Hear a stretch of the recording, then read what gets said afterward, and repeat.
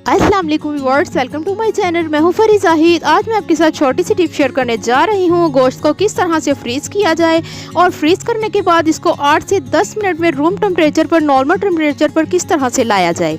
बगैर time waste किए हम आ जाते हैं अपने किचन में। सो फ्रेंड, यहाँ पर मैंने नॉर्मल टेम्परेचर पर यानी कि ये बिल्कुल ताज़ा मैंने गोश्त ले लिया है। तो इसको हम किस तरह से फ्रीज़ करेंगे, यानी कि इसके पैकेट्स हम किस तरह से बनाएंगे कि बहुत ही इजीली ये खुल सके। जैसे कि आप जानते हैं ईद वाले दिन बहुत ही मसरूफियात होती है किचन में, तो जैसे जैसे गोश्त आना शुरू होता है लेकिन यकीन जाने टाइम बिल्कुल भी नहीं होता, हम उसी तरह उसको फ्रीज़ कर लेते हैं। तो आज मैं आपको बताऊंगी कि किस तरह से पैकेट जो है फ्रिज में रखना चाहिए, चाहे साफ़ किया हो या साफ़ करने के बगैर भी आप रख सकते हैं। तो सबसे पहले मैं आपको बताऊंगी, जैसे कि आप यहाँ पर आप देख सकते हैं मैंने एक शॉपिंग बैग ले लिया है। फ़र्ज़ करें कि आपको किसी के घर से गोश्त आया है तो आपने उसको अच्छे तरीके से उसको बांध कर उसी तरह आपने फ्रीज़ कर लिया। आपने ऐसा बिल्कुल भी नहीं करना।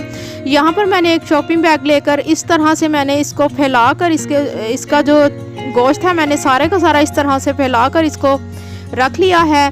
तो अब हम इसको ऊपर से इसको कवर कर देंगे अच्छे तरीके से। बहुत ज़्यादा हमने इसको ज़ोर से कवर नहीं करना। अच्छा जी, कुछ लोग होते हैं कि बहुत ज़्यादा इसको कवर कर देते हैं घुमा घुमा करके वो छोटा सा पैकेट बन जाए, लेकिन इस तरह से करने से यकीन करें गोश्त का टेस्ट भी चेंज हो जाता है और खुलने में भी बहुत ज़्यादा उसको मुश्किल होती है। सो फ्रेंड्स, इस तरह से आपने पैकेट्स बनाकर फ्रीज़र में रख लेने हैं। इसके ऊपर नीचे आप जितने मर्जी पैकेट्स रखें, जगह भी ये कम लेंगे।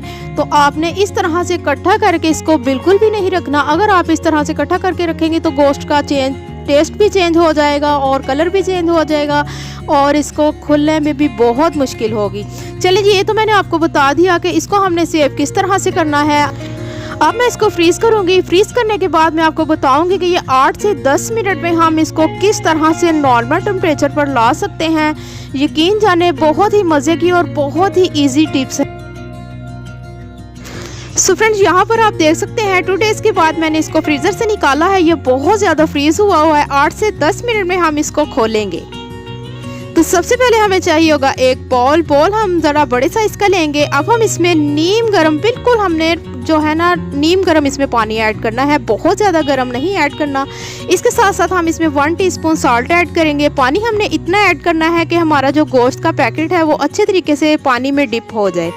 चलिए जी फ्रेंड, अब हम इसको जो है पानी में डिप करेंगे। तो यहाँ पर आप देख सकते हैं बहुत ज़्यादा ये फ्रीज़ हुआ है। सो फ्रेंड्स, सिर्फ 10 मिनट में 8 मिनट में ये गोश्त जो है इसकी एक एक बोटी अलहदा हो जाएगी। यकीन करें अभी आपका जो है मसाला भी रेडी नहीं होगा तो गोश्त इतनी स्पीड के साथ ये फ्रीज़ हुआ गोश्त जो है खुल जाएगा। अब हम इसको 8 से 10 मिनट के लिए छोड़ देंगे। किसी चीज़ के साथ हम इसको कवर कर देते हैं और 8 से 10 मिनट के बाद हम इसको चेक करेंगे। सो फ्रेंड्स, 8 से 10 मिनट हो चुके हैं। अब हम इसको चेक करेंगे। सो व्यूअर्स, अचानक से अगर घर में कोई मेहमान आ जाए तो यकीन जाने बहुत टेंशन हो जाती है कि हम इतनी स्पीड में इतनी जल्दी से गोश्त को किस तरह से फ्रीज़ किए हुए गोश्त को पकाएं। तो आपकी टेंशन मैंने कर दी है ख़त्म। अगर आपको मेरी टिप अच्छी लगी तो प्लीज़ यार शेयर लाइक ज़रूर कीजिएगा। तो यहाँ पर आप देख सकते हैं माशाल्लाह से किस तरह से ये इजीली एक एक इसकी बोटी जो है वो अलहदा हो रही है। तो यकीन जाने 8 से 10 मिनट में हमारा जो गोश्त है जितना मर्जी फ्रीज़ हुआ हो। तो आपने ये टिप्स को ज़रूर ट्राई करना है और मुझे प्यारा से कमेंट्स करके बताना है कि आज की टिप्स आपको कैसी लगी। यहाँ पर आप देख सकते हैं माशाल्लाह से इसका कलर भी चेंज नहीं हुआ। तो ये माशाल्लाह से एकदम से ऐसे लग रहा है जैसे अभी अभी हम इसको मार्केट से फुल फ्रेश लेकर आए हैं।